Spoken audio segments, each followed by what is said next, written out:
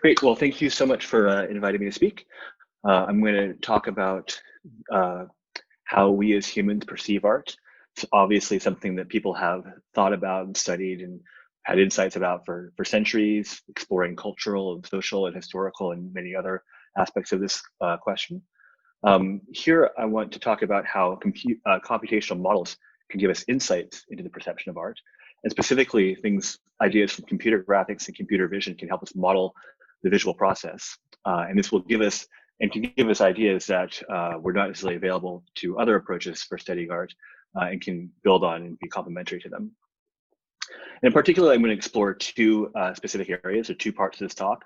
The first is about line drawing as a special case of realistic illustration. And the second part is about ambiguity in art, which is relevant for abstract and contemporary art. And so I'll start with line drawing. And I wanted to also, I want to begin with the assumption that our visual perception is evolved, or shall we say, optimized for real world scenes. We have visual systems so that we can navigate and survive in the real world. And as a result, we're able to very quickly and accurately understand the content of a scene with objects that we've never seen before. We've never seen the materials. We don't know the lighting or shape in advance. And yet, from a brief viewing of one of these images, we can tell very quickly a lot about what's going on inside of it. So this is a problem for art because line drawings are not a real world percept. We don't see line drawings walking around the real world. And so there's a big question of why is it that we should be able to understand what's going on in a line drawing so easily? Like, why don't we just see these as black marks on a page or on a wall? And this is something that philosophers have discussed for some time. One idea is simply that depiction styles are learned. So just in the same way that you learn to read and write written language, maybe we also learn to read and write to understand pictures. But I find this a little bit hard to believe for various reasons. One is that some of the key elements of drawing seem to persist throughout centuries, through cultures, and so on. And also there are a variety of perceptual studies on untrained subjects. So maybe the most peculiar and most famous one was one by Hochberg and Brooks, where they raised their newborn child in a way where they avoided exposing him to any images whatsoever for the first 14 months of his life. And after 14 months, they showed him a picture, a drawing, and he was able to recognize it as a car. They showed him a photo, he could recognize it as a car as well. And they ran various other images. And since then, there are many other studies that replicate that basic evaluation in a more rigorous way, visiting members of various tribal societies that don't have pictures and so on. And the conclusion seems pretty clear that someone who has never seen a drawing before can still recognize what's in it. And there's even similar studies for chimpanzees that have preliminary but similar conclusions. So that's really the question, why is that? Now, of course, as I'm sure everyone knows, there's been a considerable amount of study within the perception and computer vision literature on the geometry of including contours. But this work doesn't really answer the question of why it is we're able to identify including contours or how we do it in the first place. So the sort of idea that I think is sort of like conventional wisdom among a lot of vision and perception researchers, at least a lot that I've talked to, is based on the observation that if you run an edge detector on an image, on a photograph, often you get something that looks like a line drawing. And moreover, we know that the human visual system in early visual processing, specifically in the visual cortex, includes edge-sensitive neurons. So there is something like edge detection happening in the human visual system. And so this idea sort of like people treat this as kind of an explanation for line drawing. But when you actually try to turn these observations into an actual theory, then you run into a lot of problems. And in fact, the only technical article I've found that tries to articulate this as a theory points out there's lots of issues with the theory. In particular, first of all, edge images are not drawings. So if you take an arbitrary rendering or photograph, such as A here, and you compute its edges, you get a lot of lines that a typical artist would not draw. And so you will also lose edges that artists often would draw. And there's some images for which the edges give you a completely different percept than the original image. And there's also we're also obviously sensitive to other things besides edges. We have, even the visual cortex, we respond to colors and textures, bar features, center surround features. This theory doesn't really answer the question why we ignore all of these other features when perceiving line drawings. And it still really begs the question of why this would be. Why is it that edge image, why should we understand line drawings as shapes when they're not percepts from the natural world?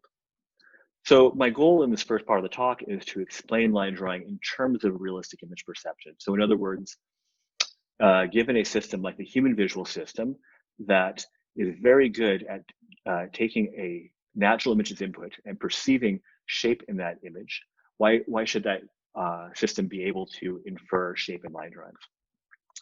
In order to address this question, I want to take a bit of a detour. So I'm going to talk about non-photorealistic rendering for a while.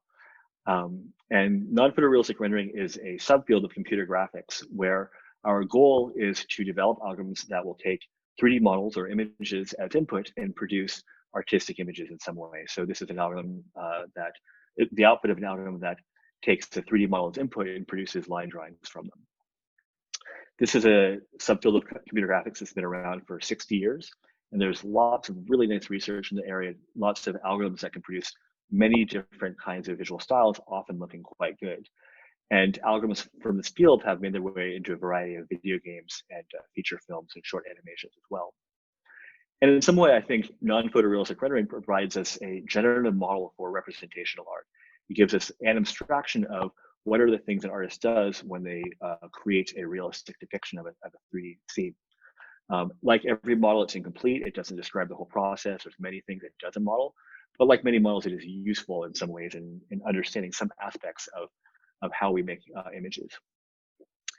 So one of the core building blocks of non-photorealistic rendering are occluding contours, which, as I mentioned, originally, the study of occluding contours is from perception and computer vision. So for a 3D scene like this, this is a 3D object. We can complete its occluding contours and make a nice toon rendering of it. And we can also stylize those curves to make a stylized rendering. The conventional description of occluding contours is geometric. And some of you may be familiar with this, that occluding contours are points where the view vector grazes the surface, or n dot v is 0. The details are not important if you're not familiar with this.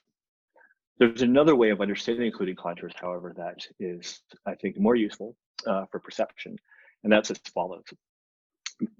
Suppose we have a 3D scene, and imagine that we paint all the objects white with a diffuse material, so Lambertian reflectance, get rid of all of the lighting except for a headlight, so it's as if the viewer is wearing a light above their eyes, and then we get a rendering under that model that looks like this.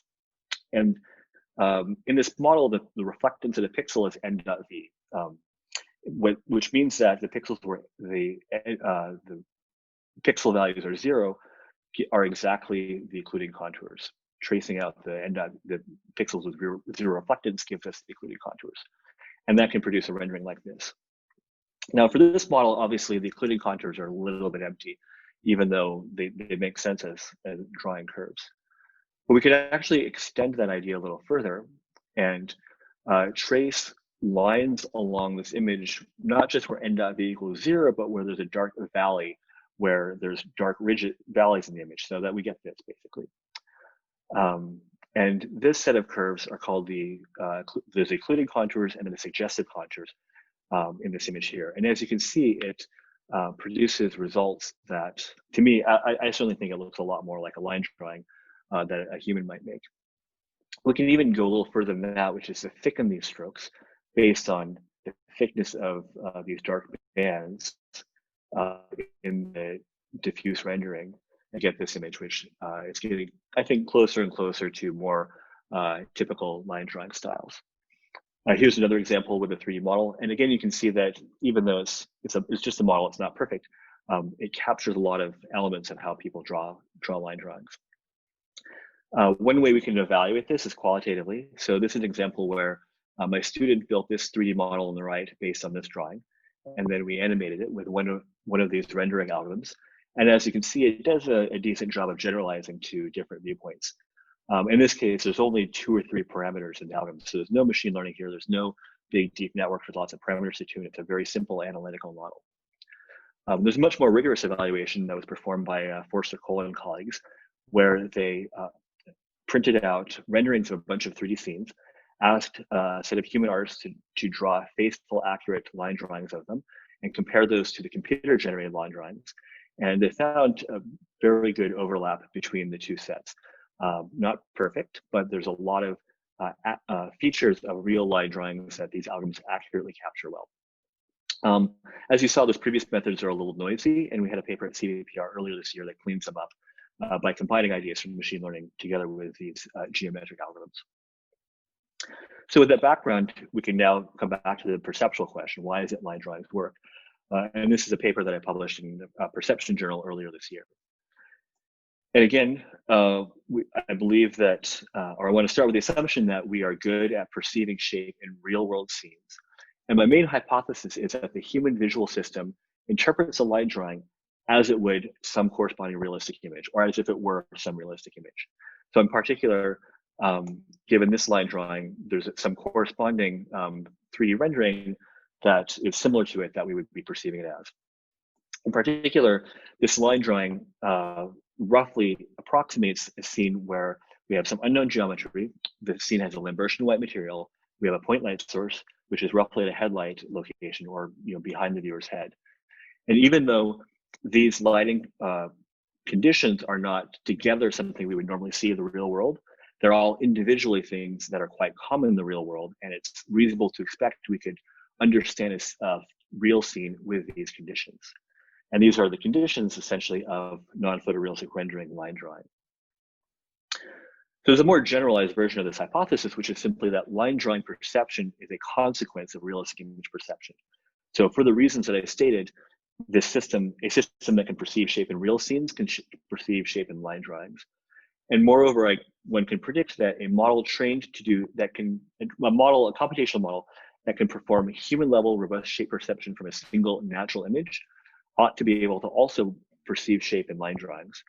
And in the first version of my paper, I wrote this down, and a reviewer said, well, current vision models are pretty good, maybe you should try it. And I didn't really think it was going to work because we have just so much problem with domain shift across different computer models, but I figured I should try it since that's what the reviewer said. So I got one of the then state-of-the-art single image depth prediction methods. So this is a method that has a deep network that takes a photograph as input, produces a depth map, and it's trained in a large set of real photograph and depth map pairs. It does not include any artistic drawings or paintings in this data set, all real photographs. And I found a few places where it didn't give perfect results. I had to really hunt for these. Like there's some cases where qualitatively the results are really off. But overall, qualitatively, it seems like it did a really good job of estimating relative depth. So I applied it on some line drawings, and actually I was personally surprised that it actually worked pretty well. Qualitatively, a lot of the depth relationships in these scenes are accurately estimated. And you can get a little sense of where, how it's getting a rough sense of accurate depth from these sort of 3D animations. I hope the animation is playing over video. There are certainly cases where it didn't work well, but these are scenes that don't really exist in the method's training data set. The method didn't see apples floating in space or chariots in the sky. So that seems like solid evidence in favor of this hypothesis. Moving beyond that, in fact, we can then start to see, interpret a lot of kinds of realistic art as a sort of inverse vision. And people have expressed this idea in various ways in the past, that suppose we can think of art as an answer to this following problem. You're an artist and you have a model, a 3D scene that you wish to convey, and you can only do that with a black pen on white paper, and you're not allowed to draw hatching. You can only draw outlines. What are the sets of lines you can draw such that a viewer of natural scenes, or a person who has only seen line drawings ever before in the past, sorry, let me restate that. A viewer that has only seen real images in the past, how do you draw lines such that they will perceive the shape that you intend, or as close as possible? And what I've described is an explanation for why line drawings that we know using included contours are a solution to this problem. Moreover, this suggests that we can generalize this idea of art as a sort of perceptual optimization for stylization algorithms. And there's been a few approaches in the past that treat stylization of images as optimization for a viewer, but there's a lot more opportunities to explore this idea more in the future. So I think that's a pretty compelling or plausible hypothesis for smooth curves. So far I've only talked about occluding contours, suggestive contours on smooth objects. There are a lot of other types of curves that people draw that require other explanations, and my goal has been to I want to convince you a little bit that other kinds of curves will fall into the same theory. For example, hatching is a very simple example, very realistic hatching. It's very easy to see how this can be interpreted as an approximation to a natural image. Inverse lines, where you draw with light strokes on a dark background, I think can be viewed as a form of rim lighting. So these images here, these are 3 photographs which have some form of rim lighting, which is a photographic technique where you set up light sources off to the side of your subject. Creases are a little bit more difficult to explain and describe. So what we mean are like C1 discontinuities in objects, and why do we draw these sharp edges? And in the paper, I describe a couple of different possible explanations for creases. So more generally, if you look through the perception literature, you kind of get the impression that perception researchers in the past have treated line drawings and photographs as completely separate concepts that use separate explanations. But I really think they should be explained within the same framework. There's no really any clear separation between these concepts.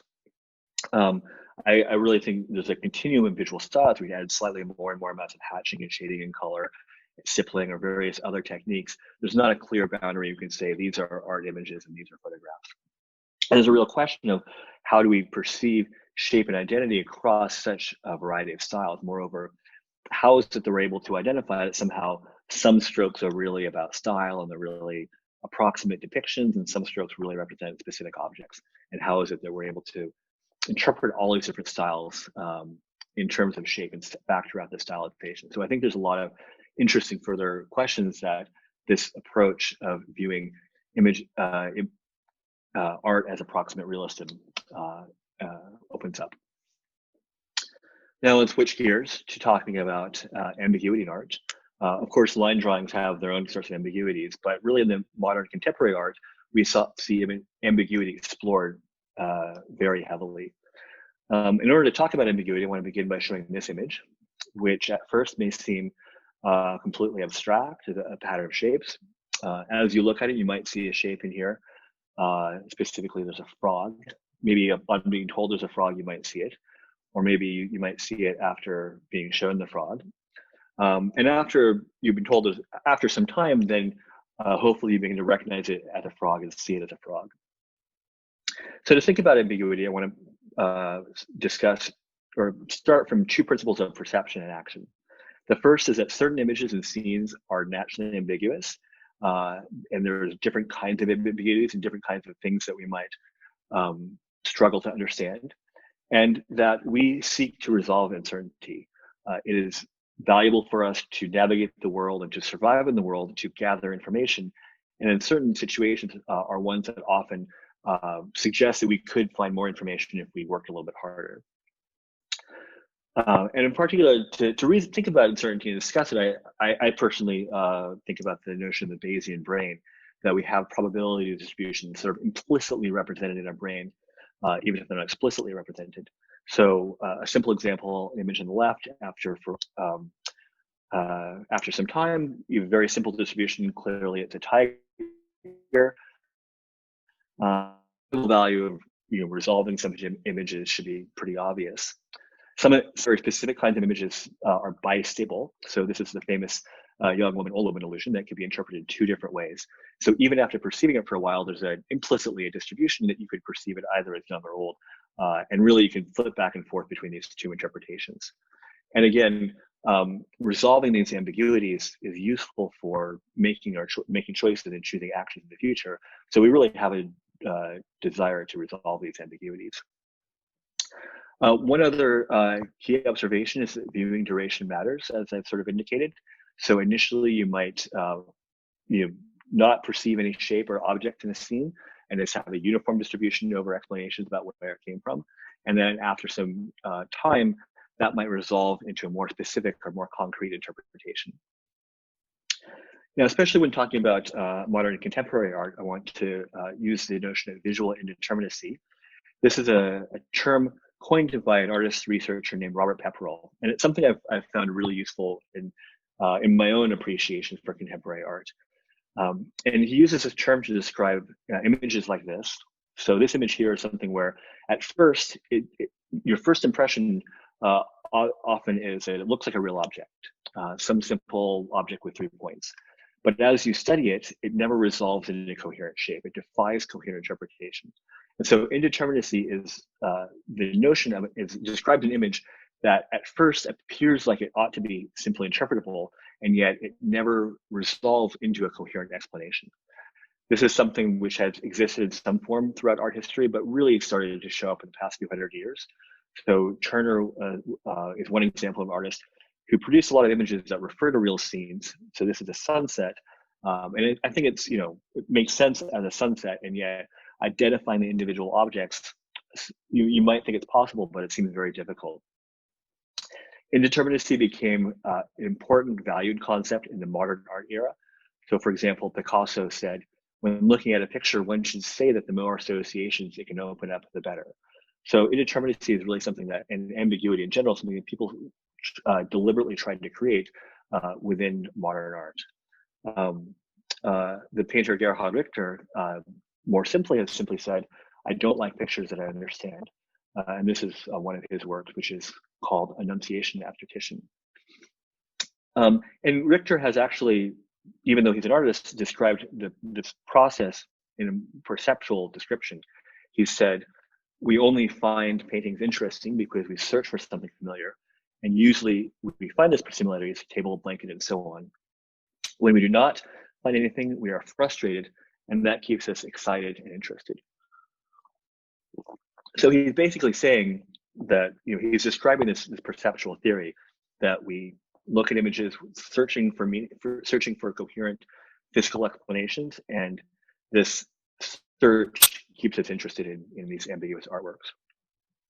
Now, these ideas have been explored quite a bit within the psychology and neuroscience literature through a variety of perceptual and neuroscience studies, and there's a lot of really interesting work to discuss and theorize about different kinds of ambiguities in art. But a lot of the studies have been kind of high level, and I think there's sort of two reasons for that. One is there's a question of how do we get good stimuli for performing these studies? Usually these stimuli are sort of put together by the researchers themselves. For example, in one study, the researchers found a set of Magritte paintings, modified them in Photoshop to produce less ambiguous versions of the Magritte paintings, and then asked participants to compare which ones were more interesting. And there's a lot of sort of fairly obvious issues with this methodology, that maybe the researchers' paintings were not as interesting as the Magritte paintings, just because the researchers were not professional artists. There's a second question of how we measure ambiguity in these images. And so far, these studies have just simply asked people which image is ambiguous or not. And we really like to get to a richer, more nuanced notion of the types of ambiguity. So one answer to how we could address these questions comes from a different part of computer vision, computer graphics, which is generative adversarial networks. And in fact, GANs, or generative adversarial networks, have been used by a lot of artists in the past few years. There's a variety of both established and sort of up-and-coming digital artists who have used these to create artworks. This is an installation piece by Mario Klingemann that was auctioned at, I think it was Sotheby's last year. But both established artists like Trevor Paglen, up-and-coming artists like Helena Sarin and Sofia Crespo, and many, many others have been exploring and sort of taking to GANs as a tool for making art. And I actually think this is not a coincidence. I think that GANs naturally are predisposed to producing this visual indeterminacy, this thing that makes them look like abstract art. And in a paper that I'm presenting next week at SIGGRAPH, published in Leonardo, I sort of expand on this argument that I think GANs are sort of naturally predisposed to indeterminacy. And if you use Artbreeder, which is a website created by Joel Simon, that lets you sort of reuse and explore the space of images created by one of these GANs, you really get a sense that it just naturally seems to produce these images that are evocative, intriguing, and suggestive that don't resolve into clear, coherent 3D interpretations. So for the final part of this talk, I want to describe work that we're presenting in Transactions and Applied Perception next month, where we're doing a very preliminary exploration of how we can explore ambiguity using art images from GANs. And this work was done by a PhD student, Shi Wang. She's recently graduated and she's looking for a job, so please contact her if you're interested. Also in collaboration with Zoya Bielinski and Robert Pepperell. And so our setup is as follows. This is a GAN generated images from Artbreeder. We ask a crowd worker or mechanical Turk to view it for 3 seconds and then to describe it. And when we do this, the set of descriptions are pretty consistent. White, fluffy cat, white cat, so on. People generally agree it's a cat. On the other hand, for this image, we ask them to view it for 3 seconds and describe it. Our descriptions are all over the place. It's a calm shell, it's a robot-looking swan, a giant snail. And so our main idea is that this variability in descriptions, we think, reflects the perceptual uncertainty in these images. So specifically what we did was we can take all of the nouns that were used in these descriptions and combine synonyms. And the histogram is very consistent for the image on the left. Almost every description is a cat. And this other category down here are singleton nouns that only occurred once. For the image on the right, the descriptions are, again, use all sorts of different nouns in these descriptions. And if we compute the entropies of these descriptions, we get 1.8 bits for the one on the left, 5.5 from the one on the right. And so we see that we essentially have a measurement that for this more ambiguous image on the right says the entropy has more bits. So for this project, we went through the most popular images on Artbreeder, and we gathered a data set of 150 images, and we sort of roughly categorized them as being abstract, flat abstract, indeterminate, dichotomous, meaning that they have 2 separate concepts within them, and recognizable. And then we ran the same experiment again and measured the entropies of people's descriptions of these images. And again, I want to emphasize that this is a very preliminary exploration. We won't be able to draw any strong conclusions from these results, but I think hopefully you'll agree that it's provocative and intriguing and suggests future directions. So here are the images that had the lowest entropy in this experiment. And these are all images that are fairly recognizable. You can easily identify them as familiar objects. These are the images with the highest entropy, and they're all quite indeterminate. They all are very suggestive of very different kinds of scenes, but none of them is recognizable. And moreover, one interesting thing we found was that the images that were highest entropy were the ones that were sort of most indeterminate by our initial classification. Whereas the purely abstract ones, or the ones that are like just really more like flat shades of color, had lower entropy by these measurements than the indeterminate ones. That is, people viewed them as less suggestive, provoking fewer ideas. And this aligns a lot with Picasso's notion that the most valued images are the ones that suggest the most associations rather than being most ambiguous. Now, as I mentioned, viewing duration we think matters as well. And so we ran the same process using 2 different viewing durations. And so as you see for this image, after half a second, so the very short viewing time, people had a smaller distribution, or there were fewer words that came up frequently, as opposed to when people had 3 seconds. And there's a whole set of words people use to describe the same seconds that they did not use after half a second. So we thought that we could also start to see whether any categories emerge by using these 2 different measurements. So here are images that all have high entropy after 3 seconds of viewing that had the greatest decrease in entropy. So a large entropy after half a second and less entropy, but still high entropy after 3 seconds. And you can see that they're all fairly complex, evocative, but you can start to see them cohere into more consistent interpretations. Like this one on the right, you might seem like a mask or a face or a monster of some kind, whereas after just half a second, you can't really tell anything. Here are the images with the greatest increase in entropy. People just sort of thought one or two things after first viewing, or a smaller set of things, and after a longer viewing, then their set of associations increased over time. And here are images that are all less ambiguous after you've had some time to look at them, but they started out ambiguous. So for example, this one in the middle, after just a short brief viewing time, you might just see a flat field of colors. After a few seconds, you might start to see a temple or a building facade of some kind. And we found dichotomous images were the converse, that became more ambiguous over time, or more varied. So at first you might see this as a mushroom, then you might see it as a mushroom with eyes on it, or a mushroom, some kind of mushroom creature. And we could also plot the entropies of images by, or we plot the images by their entropies. So the vertical axis is the entropy after 3 seconds. Horizontal axis is entropy after 3 seconds. Vertical axis is entropy after half a second. The recognizable images all have low entropy. Dichotomous images are all increasing, start low and increase. The indeterminate ones are all clustered at the top here. So to summarize this part of the talk, our hypothesis is that these variability and these free-form text responses is some form of measure of the types of ambiguity and indeterminacy in the images. And we see that categorizations emerge from these measurements. Now, obviously, our methodology is very simplistic. I don't even have time to list all the problems or all the limitations of what we did, but hopefully there's a bunch of obvious ones that should be fairly obvious. And we haven't yet correlated these measurements to aesthetic judgments. And we've done a little bit of studies trying to ask mechanical Turk workers which images do they find more interesting or evocative.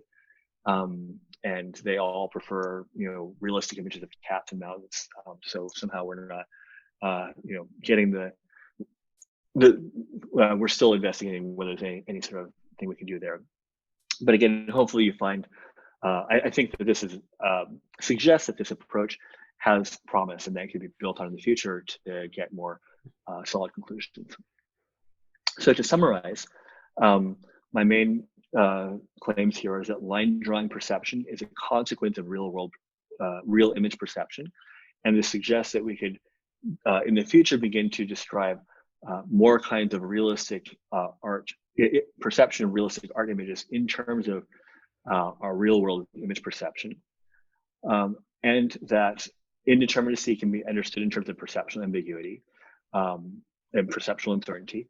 And then we can begin to measure these this sort of indeterminacy and types of indeterminacy through these sorts of crowdsourced experiments. And more broadly, there's a theme here that computational thinking gives us insights into the perception of art, thinking about vision and art creation as computational processes gives us interesting insights that complement and build upon insights from other types of academic study. Thank you. Okay, thank you very much, Aaron, for that talk. It was very interesting, and we've already got questions coming into the chat, so I'll start to read some out, and then you can perhaps answer a few. So we've got sort of 10 minutes to answer. Okay, so we have one from Angelo Kanawaska, and they say, love the entropy analysis. Have you noticed a relationship between indeterminacies and the quality of GANs trained?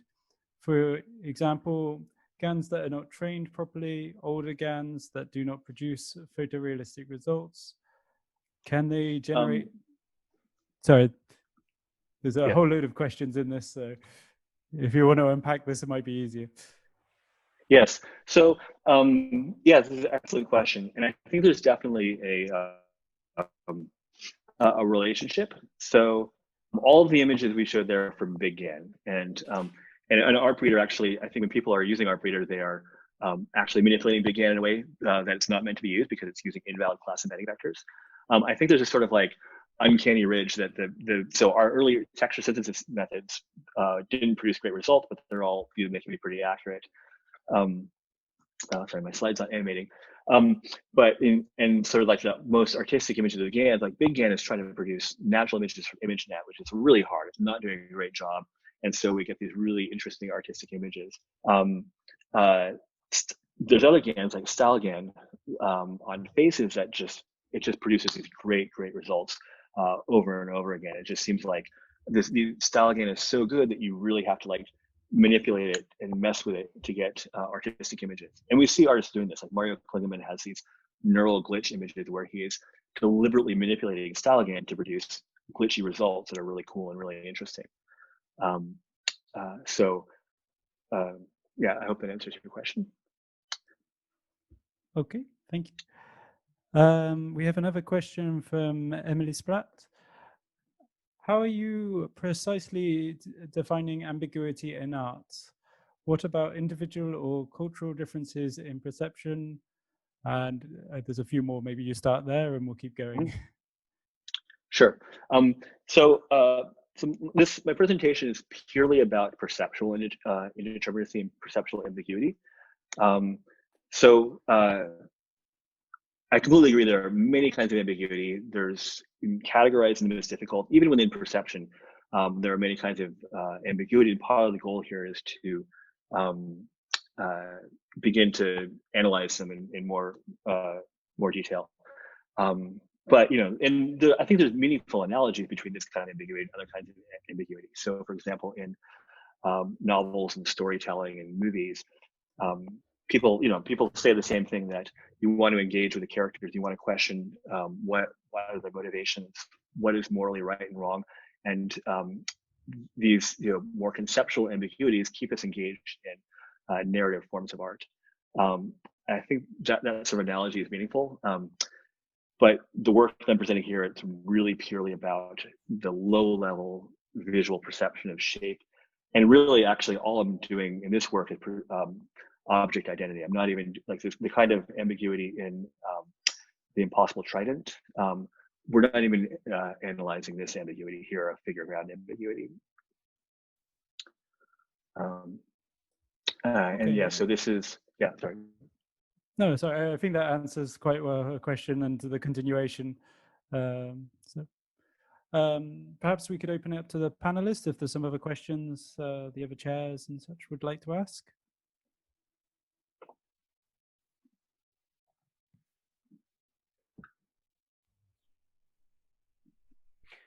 Could I just ask briefly about you mentioned the extra work that's being presented this year at CVPR on converting two-line drawings, that it includes a CNN or some kind of machine learning.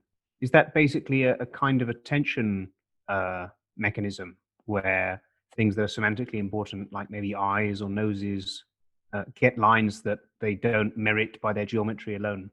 Or is it something else?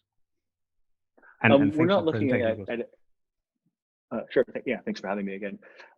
In this work, we're not doing anything high level or object centric. It's purely there's a geometric pipeline, which is just contours, including contours, and there's a CNN pipeline, which is essentially pix to pix. So we have training sets of crowd workers have labeled this is a better line drawing than that one, and we're merging.